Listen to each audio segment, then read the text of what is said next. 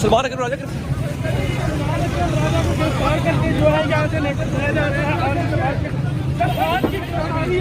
सलमान साहब कुछ बोलेंगे सर, कुछ बोलेंगे? देखिए, ये मुझे गैर कानूनी तौर पे गिरफ्तार कर रहे हैं।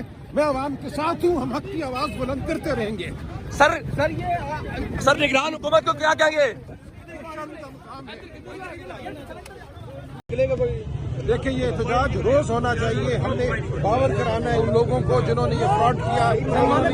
यहाँ पर दफा 144 का नफाज है, नहीं, कोई नफाज नहीं है। कोई नफाज नहीं हमने है। आज भी पता किया है दफा 144 हमसे इजाजत नहीं ली गई, ना कोई दरख्वास्त दी गई या टीसी लाहौर को एहतजाज के लिए इधर कर दो। भाई आवाज आती है, आपको पता ही नहीं हमारा हक है फुटपाथ पे खड़ा होना।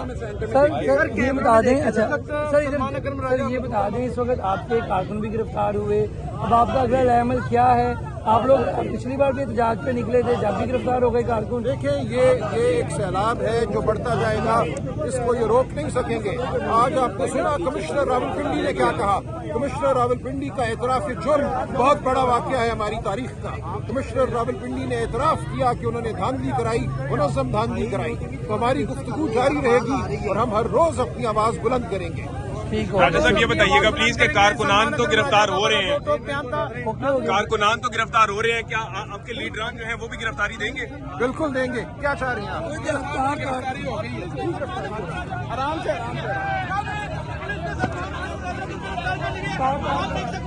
पुलिस ने